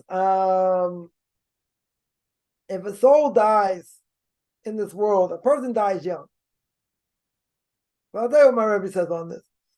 Just in general, why? If King David says you get 70 years, if you have strength, you get 80 years, right? Anything over that's a bonus. But let's say everybody would die at the same age. So my Rebbe would say, why do people die young and old? The show is a wake-up call, right? If people die young, it's a wake-up call. It says you're going to live so long, right? Again, 2 guarantees: death and taxes, right? So, a person's going to die, but if someone dies younger, it's a wake-up call. For sure, it's a wake-up call. I'm not even saying they die tragically, right?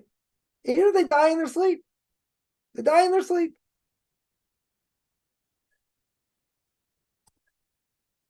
Right, an over story, I don't know, last year, 19, 20-year-old, didn't wake up. One morning, didn't wake up. Okay, that's also tragic. If you're telling me, they suffered, they went through other things, they went through other things, okay. It's a different issue. Now, so one possible reason is to wake us up. Something to wake us up. To repent. So they die between the ages of 20 and 40. Okay. That's a possible reason. Now, what's the second part of the question? The imprint of the tragedy is left behind on earth. Yeah. It goes down. It depends the extent of the tragedy.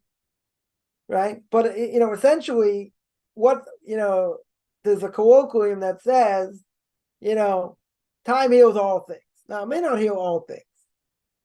But the more time goes, the more time passes, unless a person's really strung up in this whole thing, then it doesn't matter how much time passes. There could be people that, let's say they have a loved one, whatever, dies, a tragic, horrific death. And that kills them themselves. That destroys them. Because they're left here picking up the pieces. So for them, they could die a year later, 2 years later, 5 years later, something like that, because the impact is great. It's so great. So I would say, now again, it's not necessarily a guaranteed statement, Obviously, it depends on the situation. I don't want to be misquoted here, right? But essentially, if something happens, time should heal. Over time should heal. I'm not going to say it's going to heal the whole thing. But, if someone keeps this, this image alive and they just live it and live it and live it and live it, time won't heal. For sure it won't heal. Right? You're left picking up the picture, the tragedy's still left. Right? And, even with a lot of tragedies that happen, let's say something happened 20 years ago, or they happened 30 years ago, right? Let's say, parent loses a child to a car accident. Child dies 16 in a car accident, 17 in a car accident. Does the parent ever, fully recover? You gonna say time heals everything? No. There's still pain there. Essentially, there's still pain. Right? Does it get less year in and year out? Depends what it is. I would think over the years it gets less. Does it get significantly less? I don't know. Right? But there are things that can linger for a long time. Can for sure linger for a long time. Right? But you're right. Tragedy can leave a tremendous imprint. It's not going to leave forever, necessarily. But it can leave a tremendous imprint. That's true. Right? It doesn't go to Gehenna. Why not? Why wouldn't it go to Gehenna? Gehenna is a purification process. If a person dies a horrific death, it depends what it is. They don't die sanctifying God's name, let's say. But they die a horrific death. Person brutally murdered, let's say. Is that 100% atonement that that soul does not have to go to Gehenna? I can't answer. Someone would say, but look at how much they suffered. You say people during the Holocaust, okay. They weren't given a choice, kiss the cross or die. They were killed. They were murdered for being a Jew, right? So that they'll get special merit for, no question. Yeah. Does that mean they never suffer? Probably. Right? Some people would say that's not the case because they didn't die sanctifying God's name. They weren't given the choice. Okay. So some would say it's a big misnomer. Say, oh, they're in the highest place, and So some people say there's no such source. I don't know. They'll say everyone misquotes the same thing. Maybe. I would think though, someone dies like that. They didn't have a choice and they get brutally murdered. That's atonement right there. That is atonement right there. They're gonna have to suffer later. Again, what's gonna be? I don't know. I don't have an answer. I've heard some people say that that's not true. Just because they died that way doesn't mean that's a sanctification of God's name. They died for being a Jew. Okay. But who says they're in the highest echelon of the next world? Who says they're not going to suffer later? Now, if you ask most people, they say, of course. They're so holy, they're not going to suffer in that. That's the way I understand it. But I've heard some people say not that way, and that there's no source for such a thing. So I'm just going to point out both sides of the issue. Both sides of the issue. Now, what could happen is a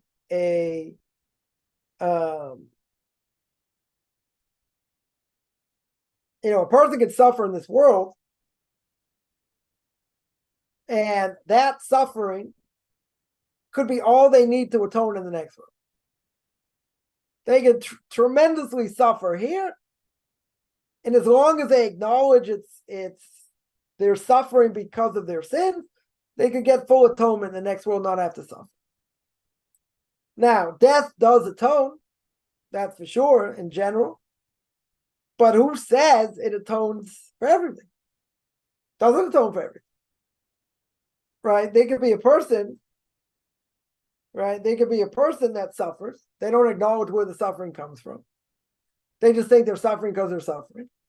So they go through whatever suffering. Who says they're not going to get punished later? Who says that suffering's enough? My guess is, based on a number of things, my guess is that even if they suffer here, it does not mean they get a clean slate later. There's a famous story with Mordechai Pogromansky, blessed memory. He was a genius, tells of genius. And Stormbach tells a story that 2 weeks before he died, he had cancer. He was dying of cancer, and cancer racked his whole body. He was relatively young, in his 40s, I think. He was blind. He heard the doctors want to give him morphine, just to like ease the pain. So he sat up with all his strength. He looked up to heaven and says, God, do whatever you want to my body. Do whatever you want to my body. Take my body. And he said, make me suffer as much as you want, because I'm coming straight to you in Gan Eden. I'm coming straight to you in paradise. And not most people are holding that way. Yeah. But what was his claim? He says, I'll take all the suffering now instead of going through suffering later for my sins, or whatever he sinned for. Imagine what his sins were like. Can't imagine. Yeah. The Torah giant to the last generation.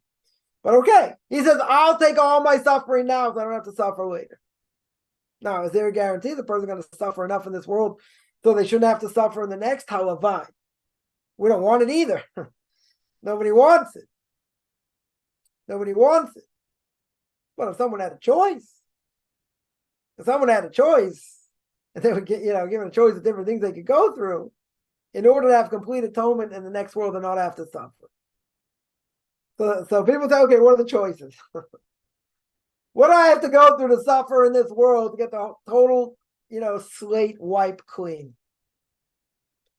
So let's say you're given, you're given 5 choices, each one worse than the next. But you're guaranteed to have that slate wiped clean. Again, I do like stats. I don't know what the stats are over here. How many people are gonna, sign up for it? Any of them, and they're all bad. Again, they're all equally bad. Anyone gonna, even if you know for sure, guaranteed, God came to you, it's God. It's total prophecy. He says, I let you choose any one of these 5 things. You come straight to me next. You'll be right next to me in paradise. But you have to go through one of these things. And I'll wipe the entire slate clean. So what would everybody say? I would say everybody would say, all right, give me the 5. Let's see. I don't think the majority of people are going to say, okay, I'm in. I'll sign up. Whatever it is. You want to hear what it is. Because you're going to have to go through it in this world.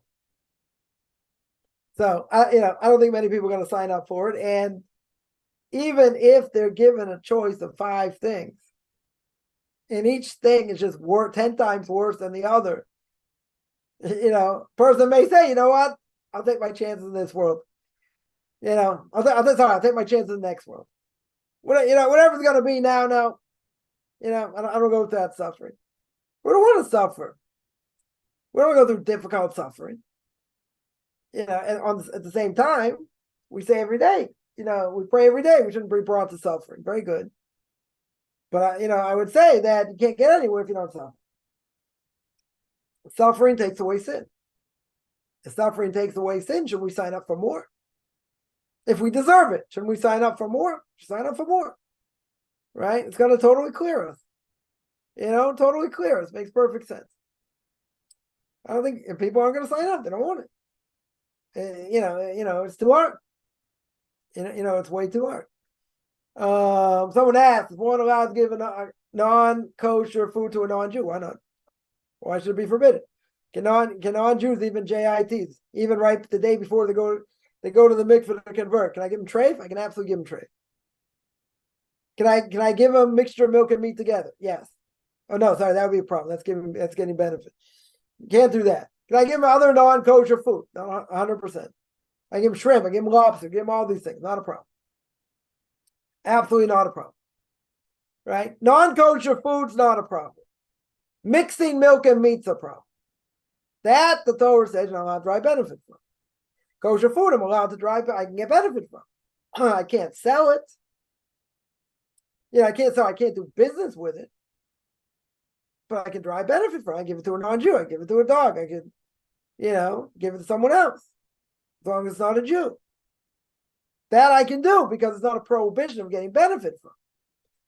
Mixing milk and meat, that's a problem. Right? That's a problem. Someone asks, okay, let's see, 1 second. Mixing milk and meat, right? Cooking a kid his mother's milk. Is that not cruelty? right? Is that not cruelty? An act of only when things had herds together, multi-generate. This never happened, right? Today, it's not practical. Today, it's totally not practical, right? Why is it not practical? Because if you're eating meat, and they have cheese, the cheese is not coming from the same animal. It's for sure not coming from the same animal, right? The odds of having milk and meat from the same, from a calf and its mother, the chances of you having both at the same, you got both at the same time, the meat and, milk byproduct from this other, from the calf, the odds are about zero. Never happen, right? It'll never happen, right? So yeah, if you're telling me that, you got a herd, you're not allowed to kill. By the way, in general, and this definitely applies today, you're not allowed to kill a mother and its calf on the same day, right? Or a father and its kid on the same day, right? That seems to be cruel, right? That seems to be cruel. That would be forbidden. So that's for sure more common. That 100% is more common. So the question is, so how's it become they're both eating? Again, you're cooking them together, right? You're taking the milk of this calf, and now you're cooking it with the meat of the mother. That's how it becomes forbidden, right? Remember, mixing milk and meat over here means there has to be a heat element. If there's no heat elements, it doesn't necessarily become forbidden, right? Let's say, again, if I put cold cheese on cold meat, could I eat the cheese? Yeah, I cut a sliver around the cheese. If it had any, meat residue, I could eat the cheese. Then I could eat the meat, right? I can eat them together, right? Now, if I had the meats, I'd have to cut a sliver around the meat. I could eat the rest of the meat. That wouldn't be a problem. What if one of them is hot? What if I take the cheese that's hot and I put it on cold meat? That is prohibited. That's forbidden, right? Because you need an element of heat. If I don't have an element of heat, right? If I don't have an element of heat, then then technically speaking, the rabbinic prohibition wouldn't be a Torah prohibition, right? It certainly wouldn't be a Torah prohibition, right? Could I, in theory, could I chew up some cheese and then put some meat in my mouth and eat at the same time? Right? That a mixture of milk and meat. Again, they're both cold. Neither one is hot. Right? Or let's say we'll make it easy. One of them is warm. You don't want to eat raw meat here. Right? So let's say the meat's a little bit warm. Okay. But it's not warm enough to cause, causing heat over here is going to be at least 103 degrees Fahrenheit, right? Or more than that, right? So, so let's say it's lukewarm. So lukewarm doesn't forbid it. Doesn't necessarily forbid it. But could I put both in my mouth at the same time? Now, technically, you'll tell me there's no heat here, right? There's no heat here. Can I do it? No. You're not allowed to eat them together. The rabbinic prohibition. That would be a rabbinic prohibition, right? That would be a rabbinic prohibition. So I need a transfer of heat. That's what it means. Cooking a calf in its mother's milk means it's a transfer of heat. So therefore, if I take cheese or I take milk and I cook it with meat, that becomes a Torah prohibition if it's kosher meat and kosher cheese. If it's anything other than kosher meat or kosher cheese, McDonald's, Wendy's, Arby's, whatever you want to call it, I grew up in Boston, yeah, any places, right, it's going to be a rabbinic prohibition, right? Kentucky Fried Chicken, rabbinic prohibition. Why is there a rabbinic prohibition? I never knew until they brought a Kentucky Fried Chicken here to Israel. They had to change the batter. Why? Because they put milk in it. Milk and chicken, rabbinic prohibition. But again, but Israel is the first place. I think the only place that's glatt kosher, treif McDonald's. What does glatt kosher treif mean? The meat's kosher, the milk's kosher, right? The cheese is kosher. I cook them together. Torah prohibition. That's a Torah prohibition. It can only happen in Israel, right? That's a Torah prohibition. If I take non-kosher meat, non-kosher cheese, I cook them together. It's still forbidden, rabbinic. right? Torah prohibition is only when both are kosher. Kashrus is over human logic, right?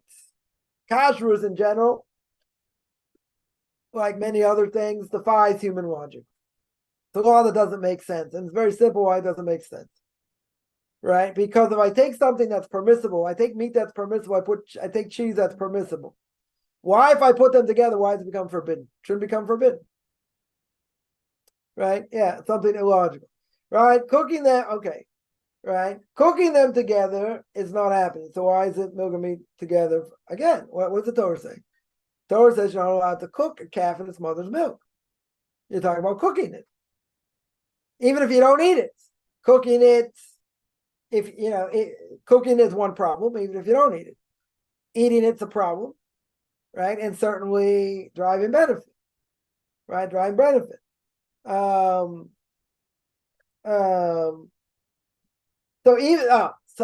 the question is, now let me understand the question, right? So if the question is, okay, you're never going to cook a calf in its mother's milk, right? Practically speaking, it's not going to happen. Okay, right?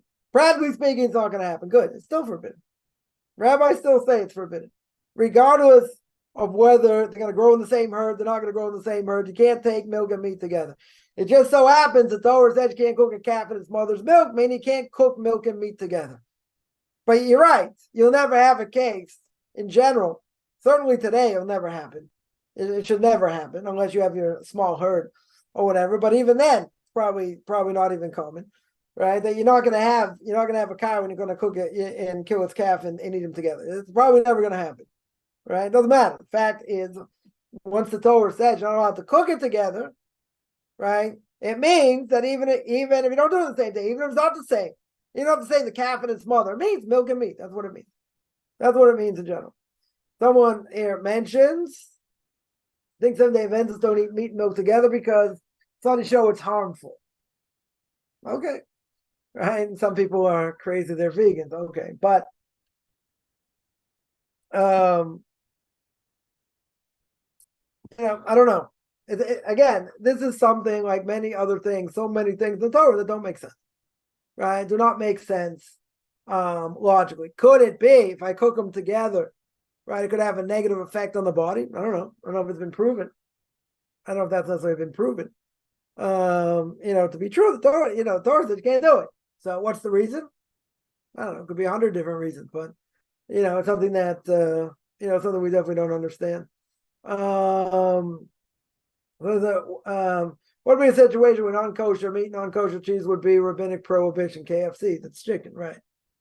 Right. But again, there's going to be a rabbinic prohibition any case of mixing milk and meat unless the meat and the cheese are kosher. If the meat and the cheese are kosher, you cook them together, Torah prohibition. That's the only case. Every other case of milk and meat will be rabbinic prohibition. Who is it forbidden to? Jews. Doesn't apply to non-Jews. Right? Kashrus laws in general do not apply to non-Jews. Right? We mentioned before, the Kli Yakar says, it doesn't affect a non-Jew in a negative way. And if it doesn't affect them, they're not going to do it. Right? So if they're not going to do it, it doesn't affect them, then it's only for Jews. So would not be allowed to eat even rabbinic, right? Right? 100%. Right? It doesn't, again, most of these laws are going to be rabbinic. So it doesn't matter. It's still forbidden. Right? It's still going to be for neither way. Right? If meat is not kosher, it's already prohibited. You're right. I'm talking about if you had kosher meat and kosher cheese for Jews. That's a total prohibition. If you had non-kosher meat, non-kosher cheese, you got two prohibitions. You got a prohibition of eating non-kosher meat, and you have a prohibition of eating milk and meat together. Right? Two prohibitions together. You're right. I should have made that clear. Right? I should have made that clear. That non-kosher would be pork. No, who says? If let's say an Orthodox Jew ritually slaughters a cow, kosher meat, right? Let's say he makes a mistake in the slaughtering. He makes some mistake in the slaughtering that makes it into a treifa, makes it fit that you can't eat it. Yeah, we're not talking about pork. It could be chicken, same thing. It could be deer. Let's say, person ritually slaughtered a deer, but made it, made a trace, right? There's a, I don't know, nick in the knife, it punctured, some organ before it killed it, or, whatever it is. You could have kosher animals that could be treif, that could be mixture of milk and meat on a rabbinic level. It doesn't have to be pork. It doesn't have to be pork. Any animal that's not ritually slaughtered for a Jew, even if it's a kosher animal, can't eat it.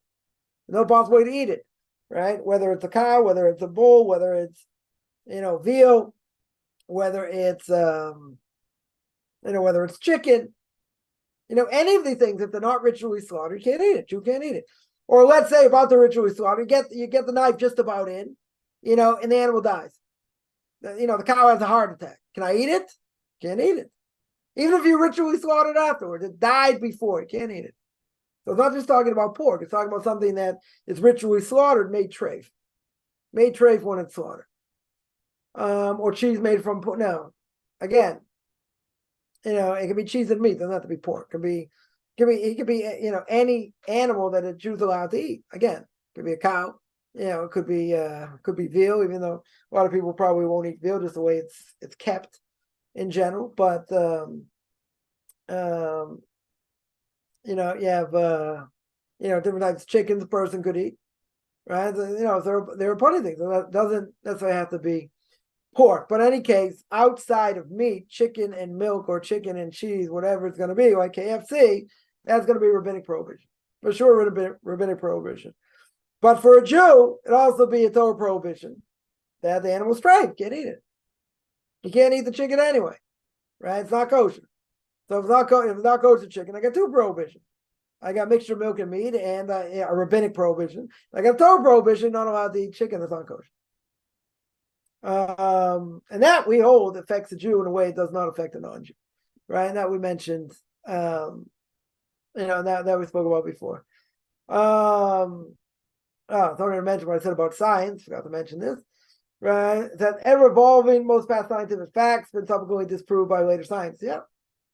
Yeah, if they admit it, they admit that they're actually wrong, right? Could be, right? But the issue is as we said before, there are a lot of things science has uncovered, unbelievable, right? What science has uncovered, but what science has uncovered is a drop in the bucket, the total drop in the bucket compared to what's out there. So it is comforting knowing that this thing might not have been proven, you prove it later, or it gets disproven, or whatever the case is. That can always happen. That for sure can happen. But like we always say, science definitely not foolproof. Not foolproof by any stretch. And that means that even if science, even if according to science like this and like this, who cares? Right? It doesn't necessarily matter. There is a question.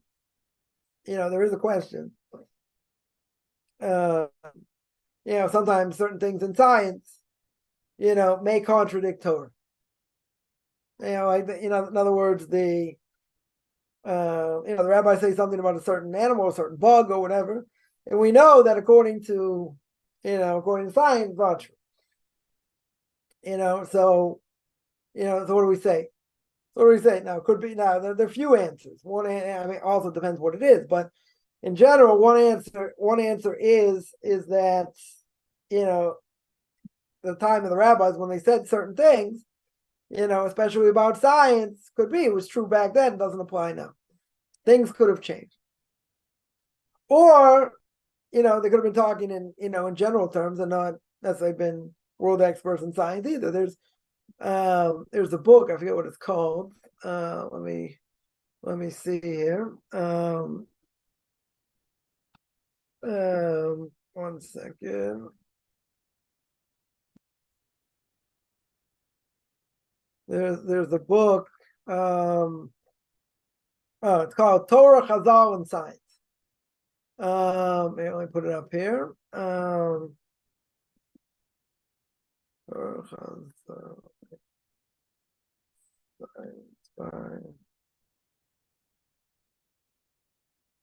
There's a book called Torah, Chazal, and Science by Ramosha Meiselman.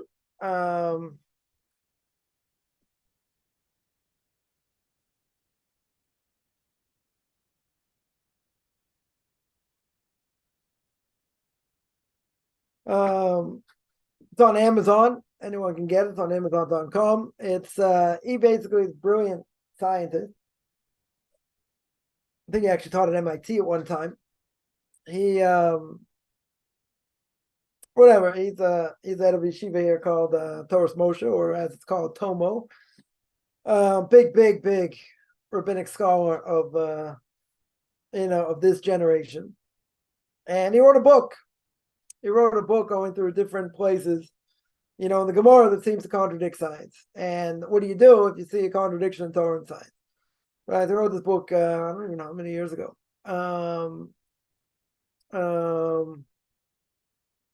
When did he write it? 2013. No. 1 second. Let me see what the date is. Wrote it many years ago. Many years ago. Let's see.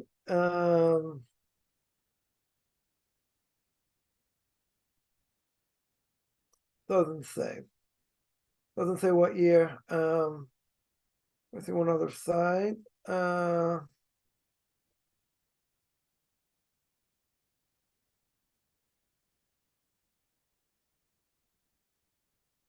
Yeah, doesn't say.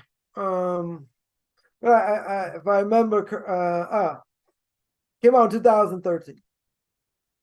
Right? I got it right the first time. 2013. So you're talking how many years ago? You're talking 10 years ago. 10 years ago it came up. So that's a book that, again, looking through what the Talmud says, what science says, and, answering up if there were contradictions. But whatever, I think he was a mathematician also. Mathematician, scientist, brilliant, like absolutely brilliant. Happens to be a, top-notch rabbinic scholar also, no, I don't think there's any question about that either, but it just happens to be brilliant, brilliant in that. So anyone wants, further clarification on that, it's, how much was it? It was $37. No, $40, $44 now. $44.99. So I guess $45 for this book. Definitely well worth it. If you buy it, I want a percentage, but it's definitely a good book answering up a lot of these answering a lot of these things that these beliefs passed down generation to generation. And what are you doing in this contradiction? Seemingly a contradiction in science. Yeah. Any other? I do have further to go here, but I'm going to stop here because I want to be in the middle. Yeah. So take any other questions. Anyone have any other questions?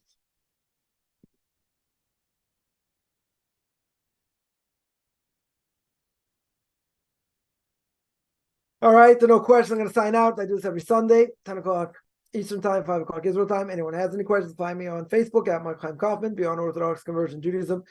Beyond Orthodox Conversion to Judaism on YouTube. There I got videos, Torah portion of the week, Book of Leviticus, Ethics of Our Fathers, Controversial Issues, or Orthodox.com. You can send me an email, rabbichaimkaufman@gmail.com, RBBICHAIMCOFFMAN @gmail.com, whichever good